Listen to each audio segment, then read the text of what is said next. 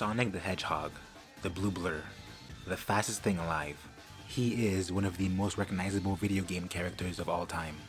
A hero who has spent a lot of his time fighting ancient creatures and aliens in an effort to help save his friends, the Earth, and on occasion, his time stream.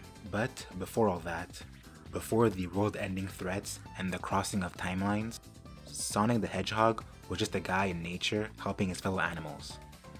At first, Dr. Robotnik wanted to create his own mechanical empire, and would do anything to make that happen.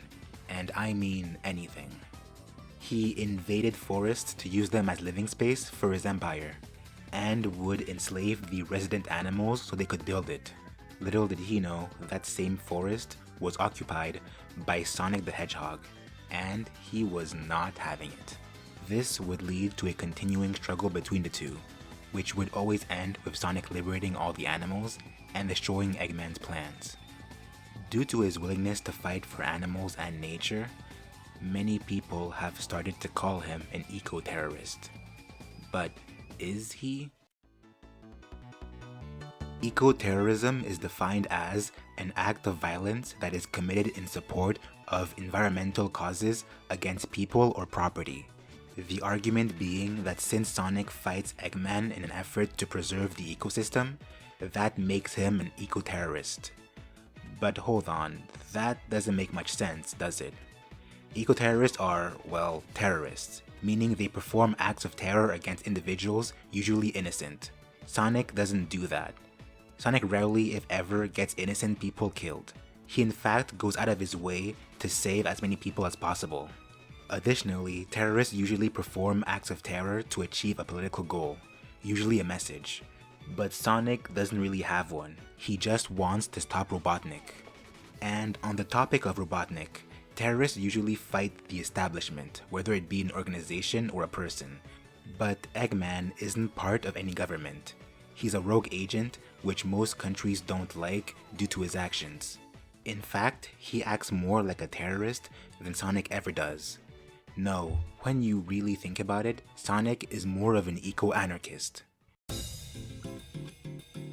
To put it simply, eco-anarchism or green anarchism is an anarchist political theory that centers itself around environmental issues.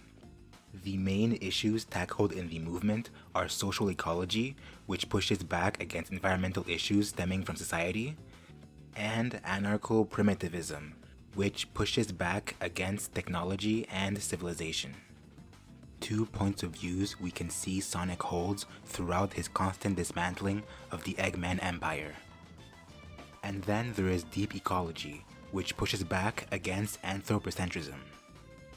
The belief that there is a hierarchy of importance between sentient beings, and that humans are on top of this hierarchy. And seeing how Eggman treats other animals, it wouldn't be surprising that he holds this belief. This ideology also centers around the political application of anarchy, mainly from an anti-capitalist and anti-authoritarian standpoint. You could make the strong argument that due to the unique nature of Eggman's dream for a mechanical empire where only he rules, this nation would be very capitalist and authoritarian. A nation which Sonic always destroys. At its core, eco-anarchism focuses on the practice of social organization, freedom, and self-fulfillment. Which, if you ask me, sounds a lot more like Sonic.